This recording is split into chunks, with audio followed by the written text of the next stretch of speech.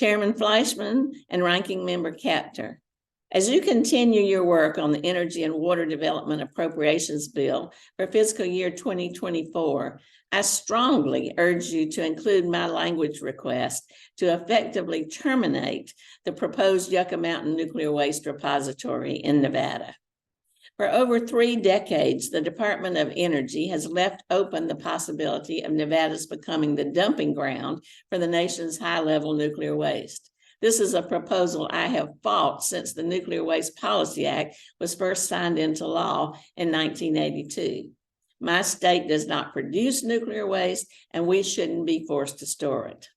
What's more, the recent derailment and spill of hazardous chemicals in East Palestine, Ohio, reminds us of how dangerous it would be to ship high-level nuclear waste across the country to Yucca Mountain.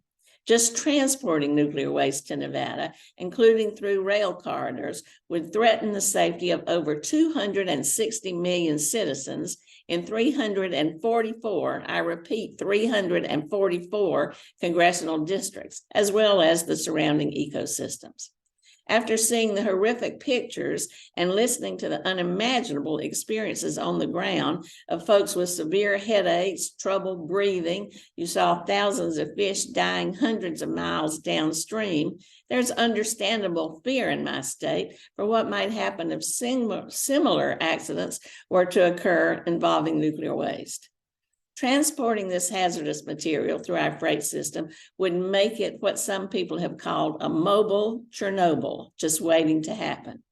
Not to mention, we're already experiencing a water crisis in the West. Can you imagine what would happen if radioactive waste spilled into any of the bodies of water connected to the Colorado River? There is a solution.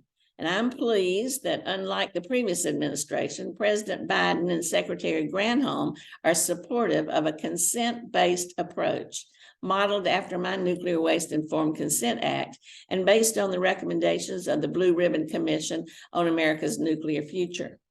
This approach would only send nuclear waste to communities where state, local, and tribal governments agree to its transport and storage. This is consistent with policies from around the globe, except for perhaps Russia. Terminating the proposed repository would also save taxpayers significant money. In 2008, the DOE estimated that without major interruptions, it would still take $1.66 billion to complete the multi-year process just for receiving construction authorization.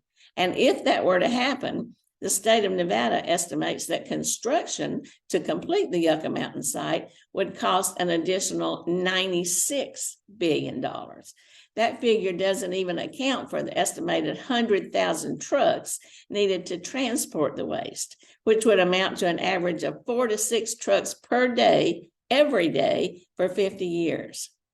Congress has already wasted $15 billion on this doomed project, and we shouldn't spend or waste a penny more.